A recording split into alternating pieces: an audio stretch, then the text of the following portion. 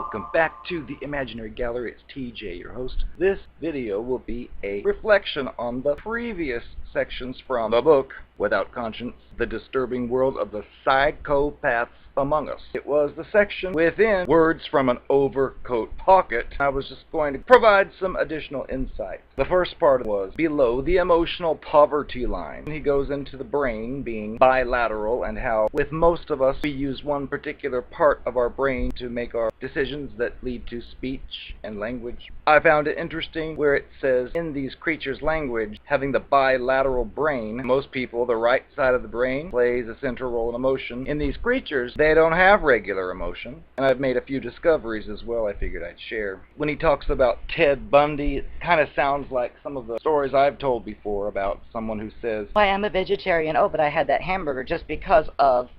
retarded excuse inserted, as compared to the non-toxic people who use one side of their brain, which involves emotion, and that propels their language. It makes a lot of sense when he tells us these cluster B creatures' brains don't have a dominant side. It's kind of like each side works at the same time, which results in a very colorless experience and indicates a lack of any real depth. The pop psych that he talks about, I've tried to use such techniques, of course not realizing what I was dealing with, thinking I could bring it around when you go through the normal love bombing and then it ends up going into the devalue. Optimistic people will sometimes think, oh, well, this person's just misguided.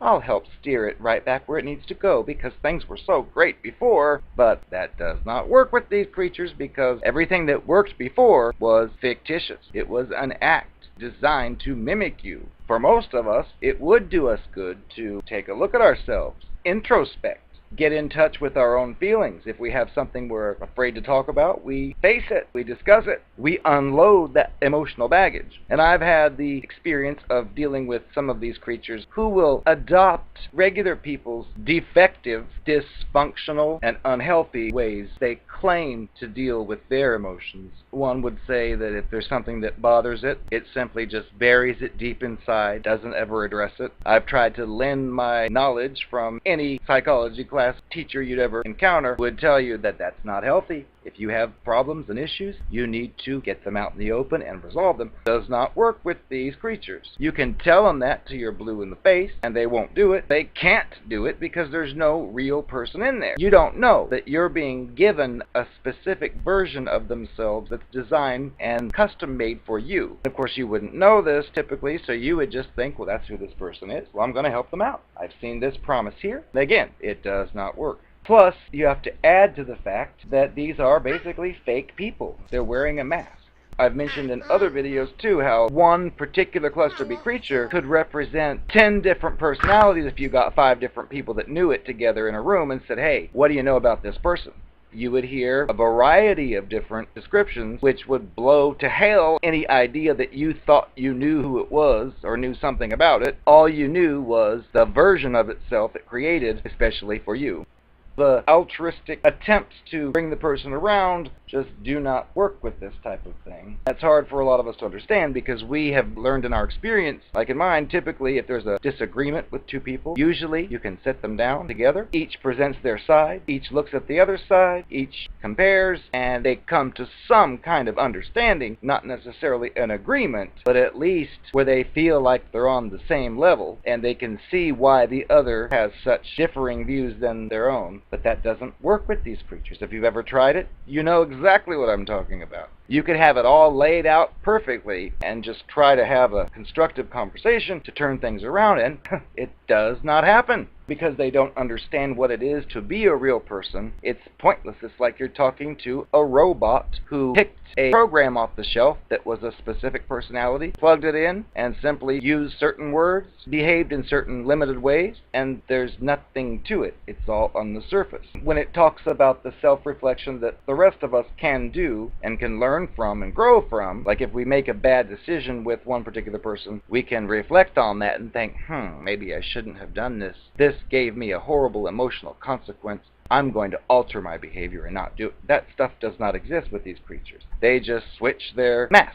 their technique, but none of it's based in reality. It's all a fantasy, designed with a goal that you're not aware of, to get you to do something for them or to be something for them. I told you before, you're not going to get any help from them. If you, for example, have a nice house, a nice car, and this creature doesn't have either, and happens to be in love with you after the first date, you may get suspicious and say, are you sure you're not just here because you like the air conditioning in my house during the summer and the fact that I've got a car to take you places when you need to go? And of course, you'll be told, oh, that's terrible. How could you say that? I'm here because I want to be with you. Test it. Get rid of the car and the house, then see where they're at. They'll be gone. But it was interesting, too, when Dr. Hare had mentioned how the self-image that these creatures tend to have typically involves possessions or signs of success. I've personally seen this before. One example was a person I knew that would buy a different car every few months, it seemed. It would always go to these bars and pick up tricks, and I didn't realize what it was at the time. I just thought I really liked it. And it would say things like try to give lessons because it was older than I was. I was just going into college. This person was a few years older, already had its own business, and it would try to impart its words of wisdom. It would say things like, your car is the most important thing that you can have.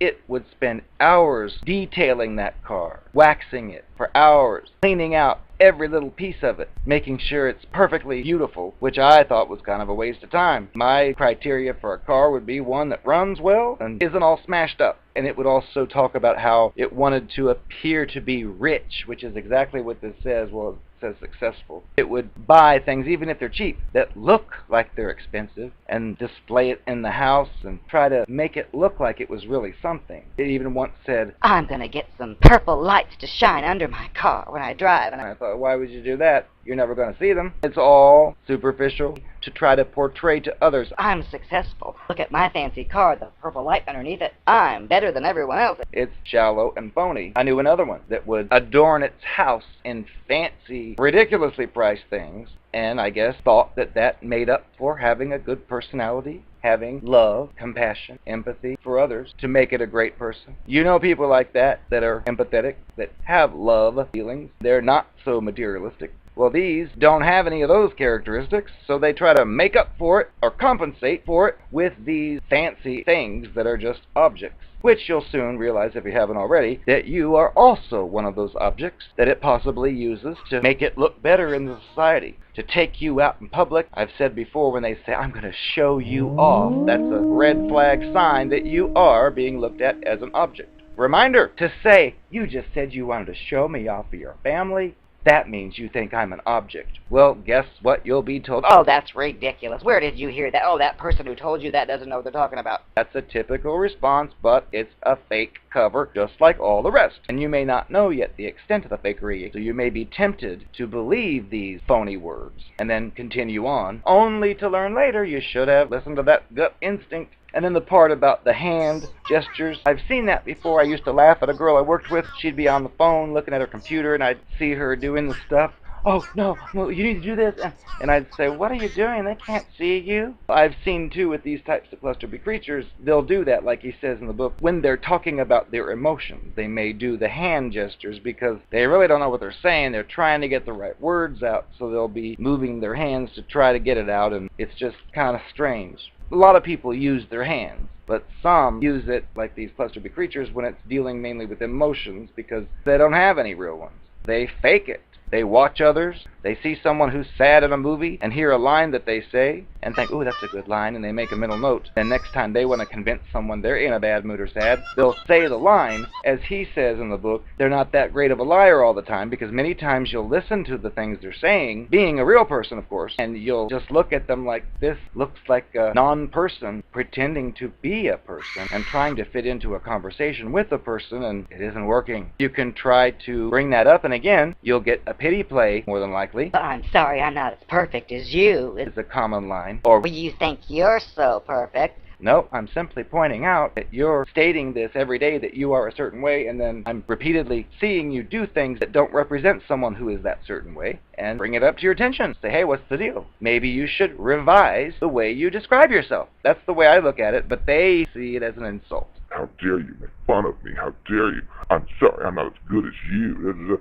It's like, this has nothing to do with being good. The point is they've presented themselves with their mirroring to be just like you, claim to have the same value systems you do, but then they behave in ways that betray it, and you were simply saying, wait a second, why are you doing that when you said that you were like this? And then they'll make up their stupid lies, and then you will eventually say, look, I need to discuss this with you.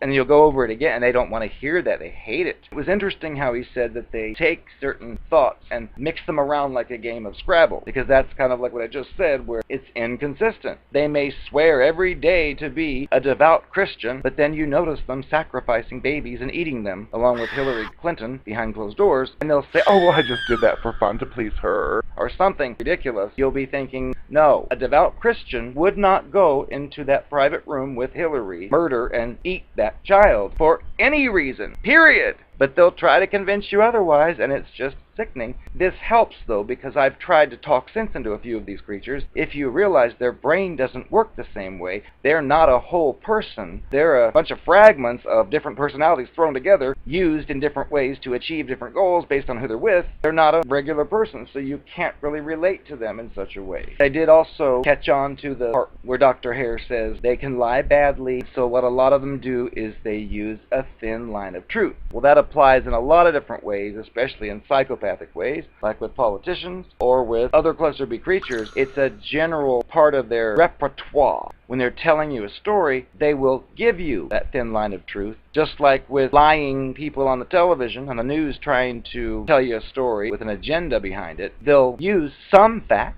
like if there was a fire in the building down the street, and they report that Muslims murdered a bunch of people and called 911 and said, Allah Akbar. The truth is probably that somebody from the FBI or CIA did it, or some MK Ultra patsy was given voice to skull technology and told, we're gonna shock you terribly unless you do these behaviors. Or whatever the case is. The truth is, yes, the event did happen in a building that burned, but all the rest they tell you on the news will be fake. Oh, he was on medication. Oh, he was mentally ill. People said he was... Whatever they say in their fake storylines. It's believable to the people because if you're in that neighborhood, for example, you could drive by that building and you could see that the building was all charred. Then if somebody on social media says, that event was fake, you'd be on there saying, no, it's not. I live in a city and I drive by that building and it is black and charred. That's right, because part of the story was real, and that is exactly how they get away with it. They can still mess up. They can still say something that's just so ridiculous, and I used to get the feeling that I was a human being in the human race, and I had this creature here that was attempting to fit in with this race, but failing miserably. And I'd try to say things and even laugh, and it wouldn't work. You'd think it could laugh, and these people, that's another thing about them. They don't seem to have the ability to laugh at themselves. If they do something horribly wrong, they'll just make a justification for it and say to drop the subject. To contrast, if I was in a situation and I did something foolish and ridiculous, I'd stop and say, wait, did you see what I just did? What a retarded person. But they don't do that. They evidently want to keep that fake mask in place and don't want to say anything that might damage it or alter it from being perfect. If you dare to point out the flaws, ooh, be ready for an argument. That's pretty much all I had for this particular section. It just brought back a lot of memories and knowledge, so I figured I'd share it to expand in this reflection. I am the Narco-Man. I have a bone to pick with you. I think you should know that I really got sick of some of your lips. There were times that I was lying to you. You knew I was lying to you, I knew I was lying to you. but you obviously didn't know the way things worked. And you would sit me down for hours, going over every painful detail, exactly what I said and exactly what I did, and expected me to have some kind of answer for it. I had nothing to say except, well, what about the time that you had done this, and what about the time you had done that? Don't try to hold me accountable for anything I've said or done in the past. That's old news as far as I'm concerned. Oh yes, a lot's changed since we were dating. Once I discarded you the third time. In fact, I'm so much in demand now, I've had to place an insurance policy on each one of my teeth, as well as my Virginia. That's right, I'm in demand. Ah! I am in demand. So hopefully you'll think twice about leaving the next chick that you get that's as high quality as I am, because I'm rich, famous, and my private parts are insured. Top that, sugar pie. I've been reading up on that word contradiction so I can understand what it means, and Basically, it says that two different ideas are presented that aren't compatible with one another, which you seem to think was what I was all about. The reason for my contradictions is because I don't really have a personal self. I borrow from other people. So if I was at the gas station and some lady was really hurt and wanted to get in line ahead, she cried and said that her child was hiding in a car crying, and the man let her go ahead. So the next time I went to a gas station, I pulled the same trick and I got ahead. If you were there watching me, and then later I said I have no kids, wonder, well, what about the kid that you had in the car last? It contradicts. Well, I say what I need to get what I want. So what? Who cares? Get over it. But that's the reason for my so-called contradictions, as you call them. I call them living my life and getting what I want. I got these teeth with your credit card. Thank you. They've seen a lot of action and they've gotten wet.